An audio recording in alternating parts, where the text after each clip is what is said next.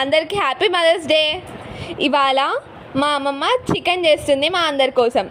ఎందుకంటే మేము మా అమ్మమ్మకి ఒక మంచి సర్ప్రైజ్ ఇచ్చేసాం రాత్రి.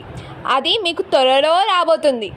సో ఇప్పుడు మనము ఫస్ట్ స్టవ్ మీద గిన్నె పెట్టేసుకోవాలి. చికెన్ కడిగి పక్కకు పెట్టేసుకోవాలి.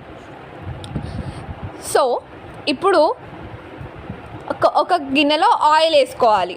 ఆయిల్ వేసుకున్న తర్వాతకి ఇప్పుడు ఎట్లాగో మనం ఆనియన్స్ అవన్నీ కట్ చేసుకొని పక్కకు పెట్టేసుకోవాలి. ఆలోపు మళ్ళీ ఇప్పుడు చికెన్ దాంట్లో కొంచెం మంచిగా కొద్దిసేపు దాన్ని ఉంచి దాని ఆయిల్లో పచ్చిమిర్చిలు కూడా ఆనియన్స్ వేయాలి. దాన్ని కొద్దిసేపు మగ్గనియాలి. ఒకసారి కొద్దిసేపు మగ్గనిచ్చిన తర్వాత ఇంకా మంచిగా మగ్గితే బాగుంటుంది. ఇంకా కొంచెం ఇవాళ నా వాయిస్ కొంచెం అడ్జస్ట్ అవ్వండి, ఎందుకంటే మదర్స్ డే కదా ఇవాళ. అందుకనే కొంచెం నేను చెప్తున్న వాయిస్ ఓవర్, వాళ్ళకి కొంచెం రెస్ట్ ఉండాలని. సో మధ్యలో ఇప్పుడు కొంచెం పసుపు వేసుకోవాలన్నమాట. దాని తర్వాతకి చికెన్ కొద్దిసేపు మంచిగా వేసుకుంటే ఇంకా బాగుంటుంది అనమాట. సో ఇప్పుడు చికెన్ వేసుకోవాలి. నా వాయిస్ ఏమన్నా మంచిగా రాకపోతే కొంచెం అడ్జస్ట్ చేసుకోండి మీరు. ఇప్పుడు ఇంకా చికెన్ వేసేసుకోవాలన్నమాట. నైట్ మేము చేసిన సెలబ్రేషన్స్ అవి కూడా మా మామ తొందరలోనే పెట్టేస్తారు మీకు. ఇప్పుడు చికెన్ని కొంచెంసేపు కలుపుకోవాలన్నమాట. కలుపుకొని మళ్ళీ దాని తర్వాతకి దాంట్లో అల్లం వెల్లుల్లి పేస్ట్ వేయాలి.